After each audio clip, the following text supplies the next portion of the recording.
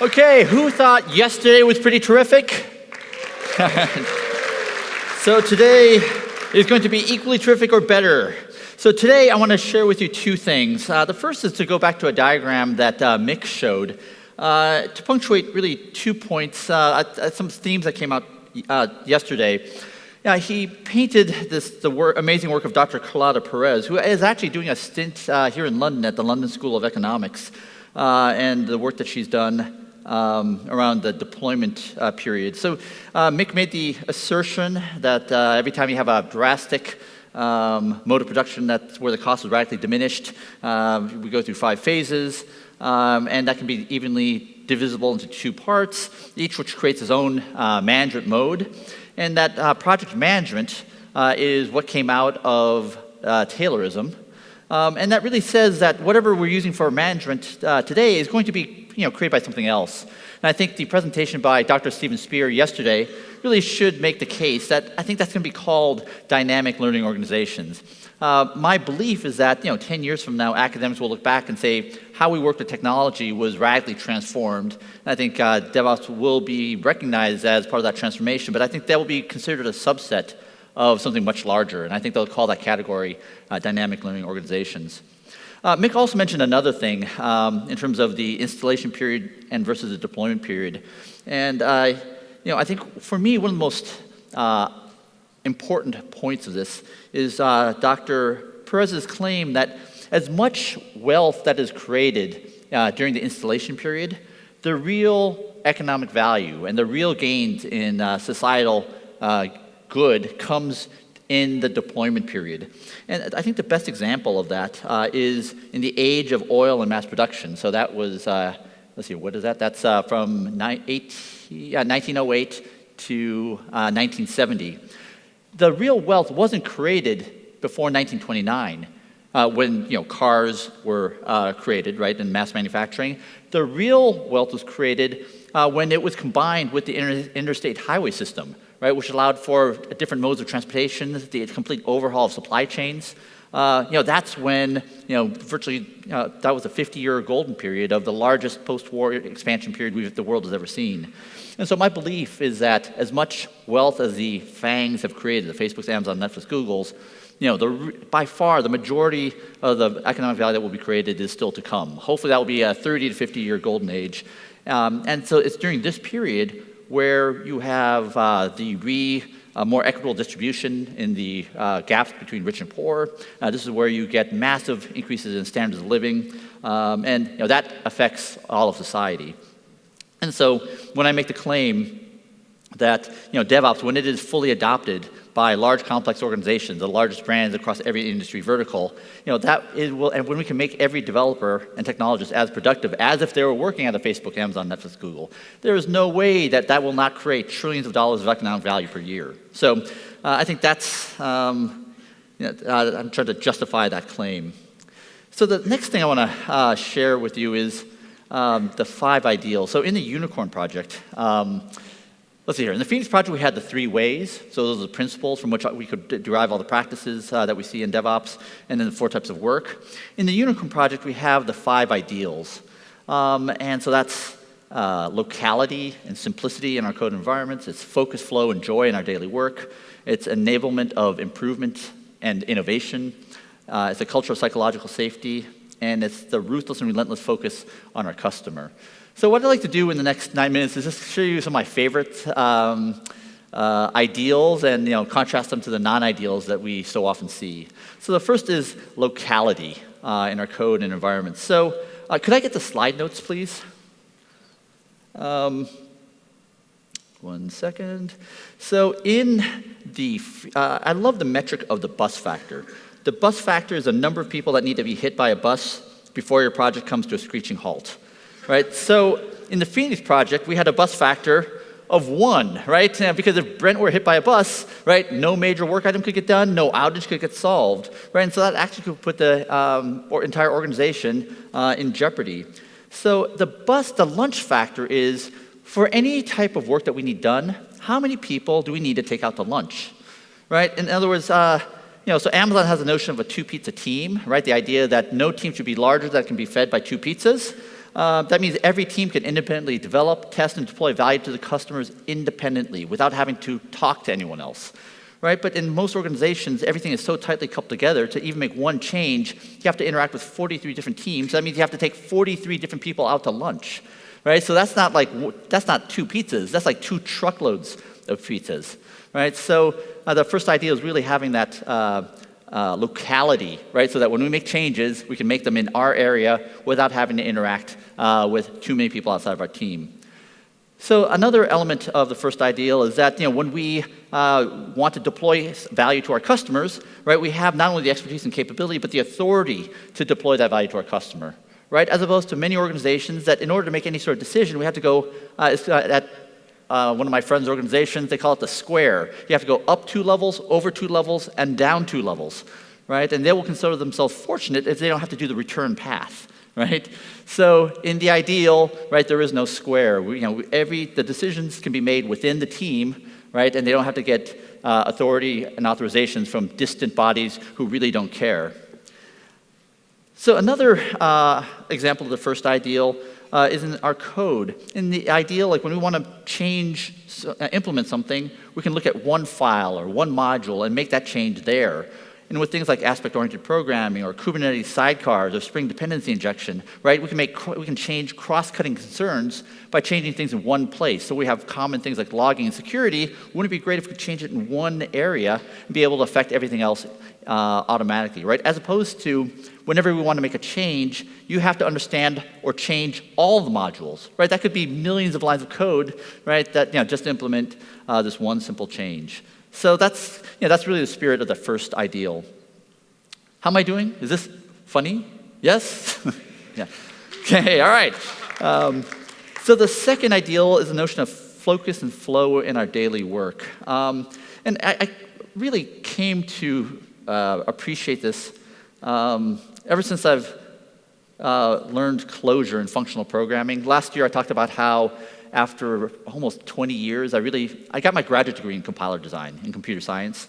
So I self-identify, but however, for the vast majority of my career, I self-identify as not a developer, but as an ops person. So that changed so after decades of self-identifying as an ops person, I now self-identify as a developer. And without a doubt, I think that's because I learned Clojure. And it really has introduced joy of coding back into my life. And Claude Levi-Strauss, he said, Claude Levi-Strauss, he would say of certain tools, is it a good tool to think with? And I think functional programming, immutability, pure function composability, those are all better tools to think with. And you see that not just in programming, but if you look at Docker, Kubernetes sidecars, these are all things that use these principles. We're seeing them in infrastructure as well. So why am I bringing this up? Because I've noticed that ever since I have programming in Clojure, there's certain things I really hate.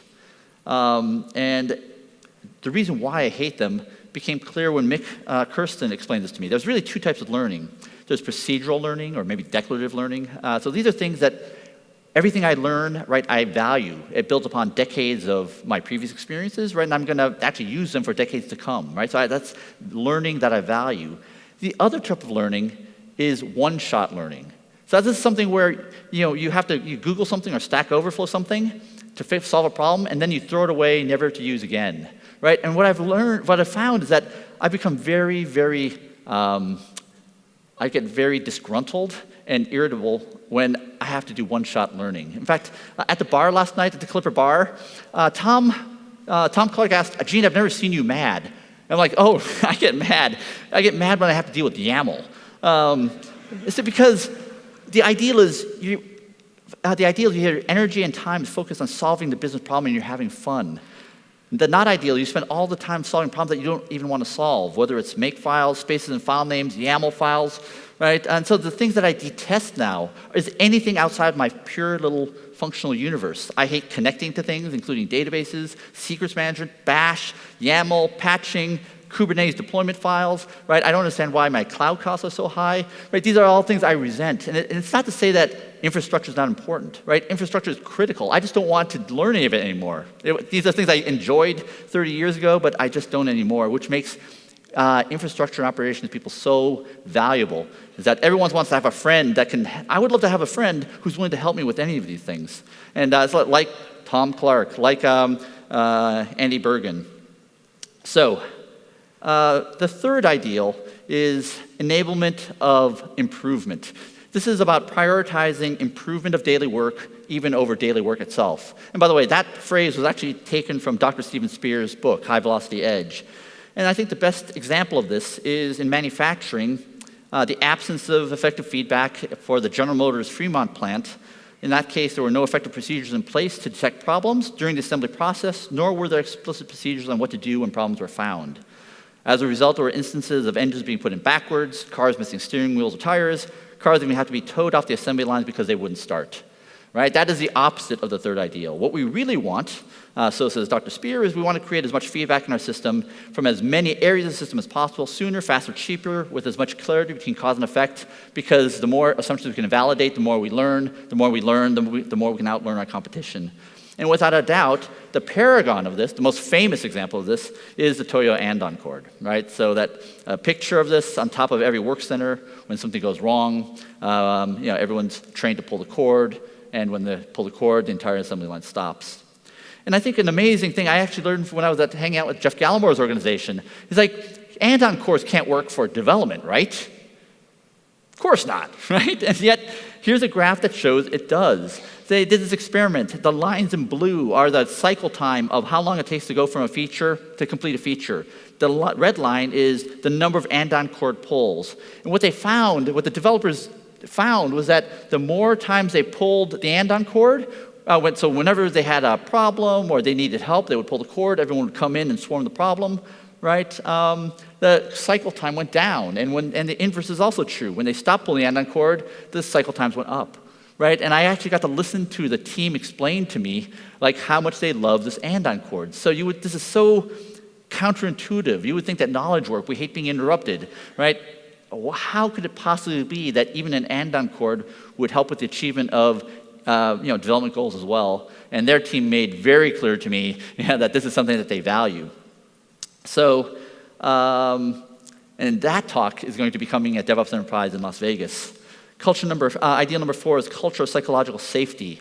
What we want is not an organization where we hide information, where messengers of bad news are shot, where bridging between teams are discouraged, where we cover up failures and new ideas are crushed. Instead, we want generative cultures where we seek information, we train messengers to tell bad news, we train people to run post-incident reviews or post-mortems, we encourage bridging between teams, failures cause a genuine sense of inquiry, and new ideas are welcomed. And this is some of the findings that came out of the State of DevOps report for many, many years. And lastly, we have ideal number 5, relentless focus on our customer. And by what I mean by that is that what we don't want are functional silo managers behaving more like union leaders instead of business leaders, right? We don't want people who worry more about their union membership dues as opposed to really caring about what is best for the organization as a whole. And I think one of the best examples of this was shown yesterday, right before the CompuWare session, right? Is that, sometimes even though I'm the person that helped build this empire over 2 decades, maybe the best thing for the organization is actually to start emptying it out. And I think that's a great example of when we put customers, if our customers aren't willing to pay for it, then maybe this isn't something that we should be doing. So with that, I just want to give you a kind of a thumbnail of the 5 ideals. So with that, let's bring out Jeff Gallimore and talk about the rest of the day. Sorry. Thanks, Gene. Okay, great things come in threes. This is the first ever day 3 of the summit here in London. I was watching the rehearsals this morning for the first 3 speakers of the talks. Amazing talks this morning. I'm even wearing 3 of those magical unicorn socks. Now, how are you feeling today? This is day 3 of the conference. You might be feeling like fired up. I'm ready to go. I've learned a lot. I'm totally energized.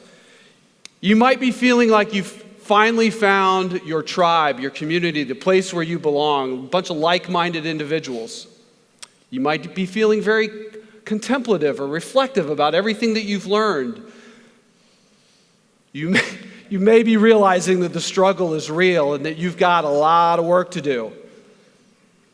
You may be feeling determined or resolved to make changes back in the places that you work and the people that you work with. You might be feeling totally gassed out. If you're like me, you might be feeling all of those things at the same time. Well, we're going to try and put some gas in the tank and supercharge all of those other good things.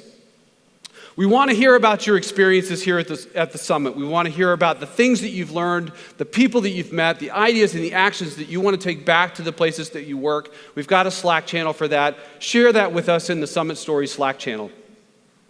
Speaking of sharing, we want those session evaluations for the speakers because sharing is caring. That's right.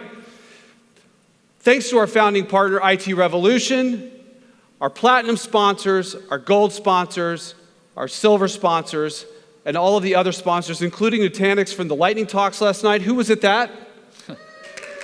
That was a great time, right? This is also your last chance to visit all of those awesome sponsors in the expo hall right next door. Share the love with them, talk to them, visit them, and play the sponsor raffle. Everybody has a raffle card, a passport on the back of their badge.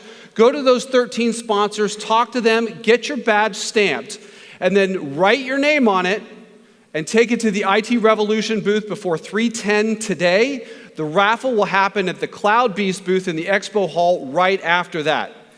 It is really important that you write your name down on your badge, or on your passport before you put it in the booth. Saying, "That's mine," without your name on it won't work when they do the raffle, and you will not want to miss out on those prizes.